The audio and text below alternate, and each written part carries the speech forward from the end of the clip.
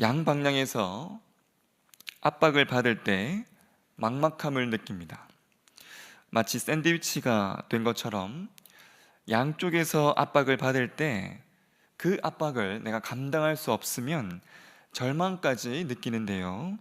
이러한 압박과 답답함과 그 절망감을 가나안 땅 사람들에게 한 번에 안겨준 민족이 있으니 바로 이스라엘 민족입니다. 가나안 민족들은 먼저 저기 애굽, 가나안에서 서쪽에서 들려오는 두려운 소문으로 두려움에 떨었습니다. 자신들과는 비교도 되지 않는 초강대국 애굽을 초토화시키고 살아나온 민족, 홍해까지도 마른 땅으로 건너 나온 이 히브리 민족에 대한 그 소문이었습니다. 그리고 40년 후에 이제는 동쪽에서 들려오는 소문으로 두려움에 떨게 되었습니다. 동쪽에서 들려온 소문은 다름 아닌 동쪽에서 활약했던 헤스본 왕 시혼과 바산 왕 옥에게 이스라엘 민족이 행한 일이었습니다. 서쪽에서 온 그 소문으로 인해서요, 이미 가나안 땅은 40년 동안이나 두려움에 가득 차 있었습니다. 이스라엘 백성이 가나안 땅 첫 성읍 여리고의 정탐꾼을 보냈을 때 40년 전에 있었던 일을 너무나 생생하게 정확하게 기억하고 있는 라합의 모습을 보면 이를 잘 볼 수가 있습니다. 특별히 이 라합의 말에서 최근 동쪽에서 들려왔던 그 소식이 동일하게 가나안 땅을 흔들고 있음을 볼 수 있는데요. 여호수아 2장 10절 말씀 보시면 이는 너희가 애굽에서 나올 때에 여호와께서 너희 앞에서 홍해물을 마르게 하신 일과 너희가 요단 저쪽에 있는 아모리 사람의 두 왕 시혼과 옥에게 행한 일 곧 그들을 전멸시킨 일을 우리가 들었습니다.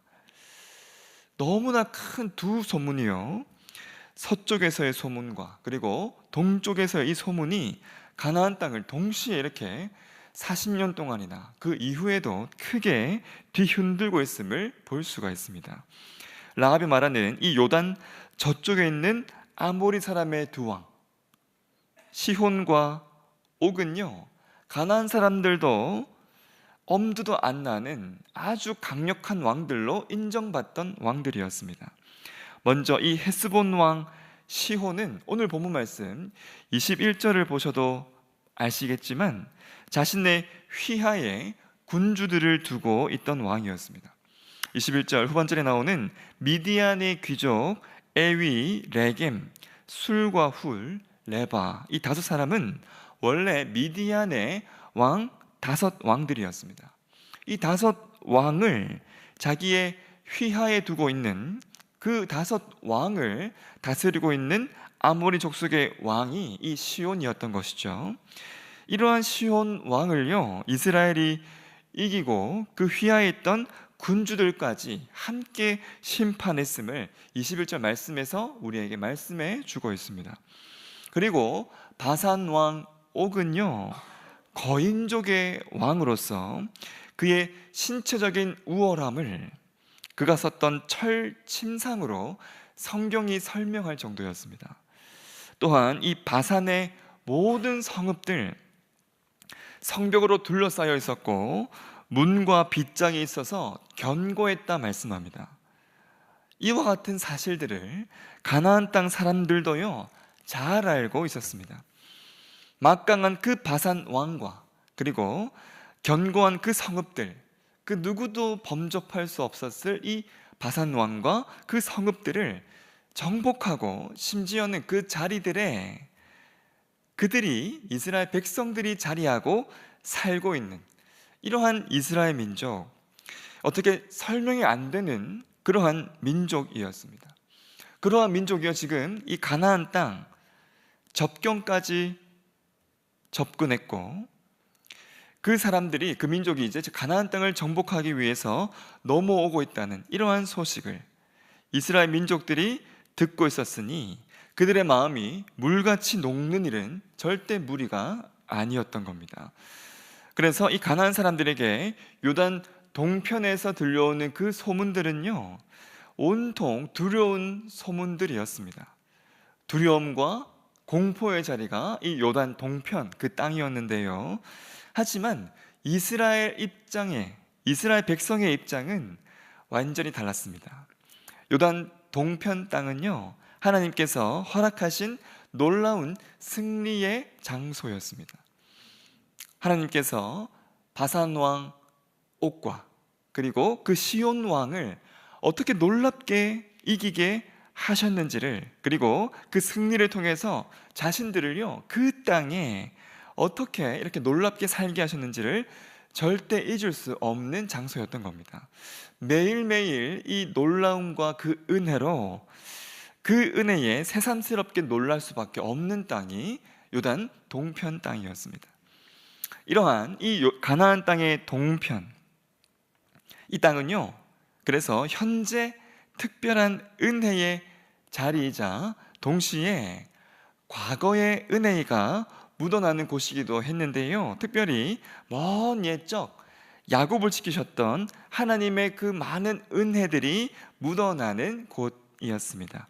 오늘 본문 25절과 31절에 나오는 이 길르앗은요, 증거의 무더기라 하는 뜻인데, 이 길르앗은 야곱과 라반이 언약을 맺으며 무더기를 쌓았던 갈르앗에서 유래한 지명입니다. 이 야곱과 늘 함께 하시면서 야곱을 지키셨던 그 하나님의 은혜가요, 그 돌무더기라는 흔적과 그리고 지명으로 남아있는 그러한 곳이었습니다. 그리고 26절과 30절 말씀에 나오는 마하나임, 이 마하나임은 그 지명 자체가 군대들이란 뜻인데요, 야곱이 형 에서를 향한 두려움에 사로잡혀 있었을 때 하나님의 군대를 보았던 곳, 그곳이 바로 마하나임이었습니다. 이 야곱을 지키셨던 그 은혜가요, 고스란히, 그리고 지금도 여전히 남아있는 그곳에서 야곱의 그 자손들, 수많은 이스라엘 백성들이 그곳에 다시 와서 하나님의 은혜를 다시 한번 입고 있었던 것입니다. 그리고 22절을 보시면 점술가 발람도 등장합니다. 이스라엘을 저주할 수 있는 자로 발락에게 특별히 채용되었던 이 발람을 하나님께서 택한 백성을 구하시기 위해 강권적으로 그에게 역사하셨죠. 그래서 그를 오히려 이스라엘 백성들을 축복하는 자로 바꾸셨습니다. 옛적 야곱을 놀랍게 지키셨던 그 모습 그대로 야곱의 후손들을 지키시는 하나님의 그 모습을 이 발람을 통해서, 발람에게 행하시는 그 일들을 통해서 동일하게 볼 수 있는데요, 그러했던 이 발람이 이제 칼날에 죽게 되었는데, 발람은 그때나 그리고 죽임당하는 지금이나 여전히 이 택한 백성을 지키시는 하나님을 그는 느끼고 보았을 겁니다. 자신을 통해서요 예언되었던 그 수많은 말씀들을 그대로 이루셔서 자신이 이렇게 죽임당하게 하실 정도로, 이렇게 지금까지도 여전히 인도하시는 하나님의 그 역사하심에 분명 놀라움과 감탄을 쏟아내었을 겁니다. 이렇게요 유서가 깊은 땅, 하나님의 지키심과 보호하심이 그대로 묻어나는 그러한 땅, 요단 동편에 르우벤 지파와 갓 지파와 므낫세 반 지파가 정착하게 되었습니다. 땅도 비옥했고요, 그 견고한 성읍들을 차지했으니 얼마나 심적으로 안정적이었겠습니까? 게다가 이 요단 동편 땅은 요단강으로 막혀 있어서 요단 저편의 전쟁과 상관없이 충분히 지낼 수 있는 곳이었습니다. 전쟁 소리 하나 들리지 않는 그러한 곳이었기 때문이죠. 그러하기에 그러한 곳에 눌러 앉아서 안주하기 참 쉬운 곳이었습니다. 마치 모든 것 다 이룬 듯이 팔짱 끼고 지켜볼 수 있는 곳, 그리고 말 그대로 강 건너 불구경하기 딱 좋은 곳이었습니다. 하지만 이 르우벤 지파, 갓 지파, 므낫세 반 지파가 요단강을요 가장 먼저 건넙니다. 놀라운 일이 아닐 수 없죠. 더 이상 아쉬울 것이 없었을 이 세 지파가 가족들을 오롯이 두고 강 건너 전쟁을 하러 간 것인데, 그것도요, 건너가서 항상 앞장서서 싸웠습니다. 결코 쉽지 않은 일입니다. 이는 먼저 은혜 받은 자로서 보여야 할 모습이었습니다. 자신들이 살게 된 그 땅이 원래 어떤 은혜를 허락받은 곳이었는지, 그리고 지금 그곳에서 자신들이 받은 은혜가 얼마나 큰지를 명확하게 하지 않으면 결코 가능하지 않은 모습이었습니다. 그 땅은요, 그동안 하나님께서 지키시고 인도하신 역사의 흔적들이었습니다. 그 흔적 위에 그들의 가족들이 살게 하셨고, 그 은혜를 먼저 받은 자로서 이렇게 헌신하게 하셨던 것이죠. 여러분, 참 은혜자는요, 먼저 은혜 받은 자는 지금 내가 있는 곳이 어떤 곳인지를 늘 기억하고, 이제 내가 앞장서서 헌신해야 하는 바로 그것이 어디인지를 살피는 자입니다.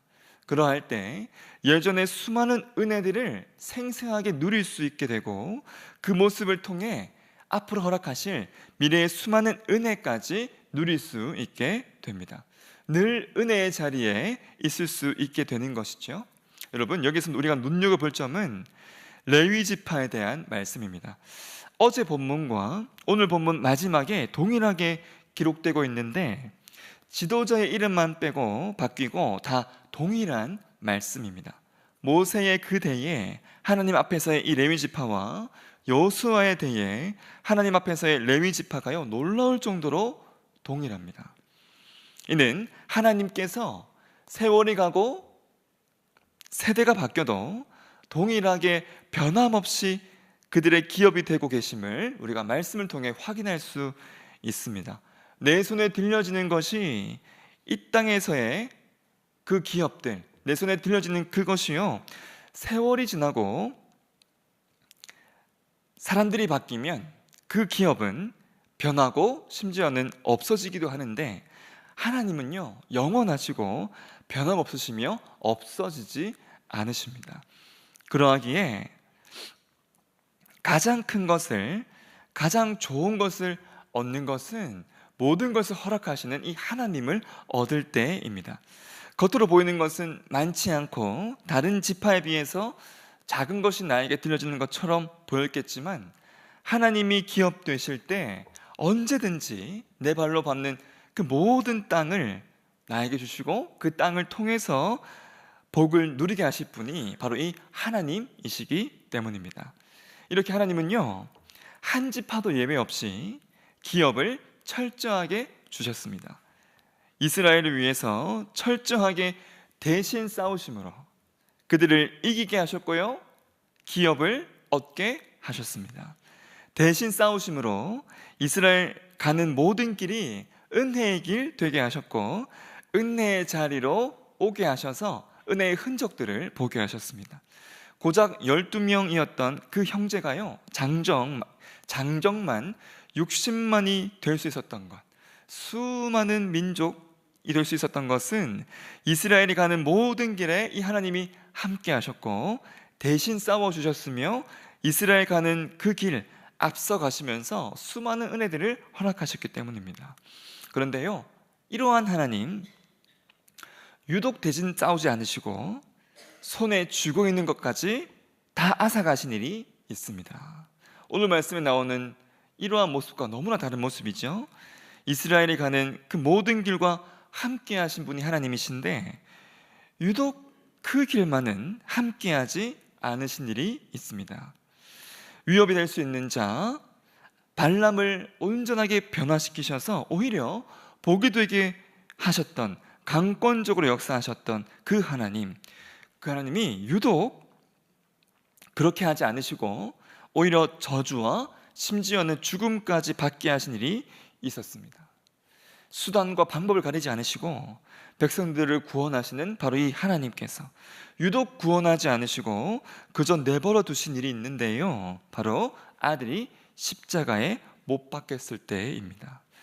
아버지로부터 참 놀라운 모습들, 너무나 볼 수 없었던 그러한 얼굴들을 보는 것, 그리고 내가 가는 길에, 이 길에 아버지가 없음을 직면하는 것, 가장 큰 고통과 위협과 참담함인데요. 그 아버지의 얼굴을 봐야만 하는 가장 비참한 바로 그 길을 우리를 위해서 걸으신 그 예수님께서 우리의 모든 길을요, 은혜의 길 되게 하셨습니다. 우리가 가는 그 수많은 길에 은혜가 묻어나게 하셨습니다. 그리고 그 길 위에서요, 나의 영원하신 기업, 생명보다 귀하다, 나의 갈 길 다 가도록 나와 동행하소서, 이 찬양 부를 수 있는 자, 하나님이 나의 기업 되심을 찬양으로 부를 수 있는 가장 큰 은혜를 우리에게 허락하신 겁니다.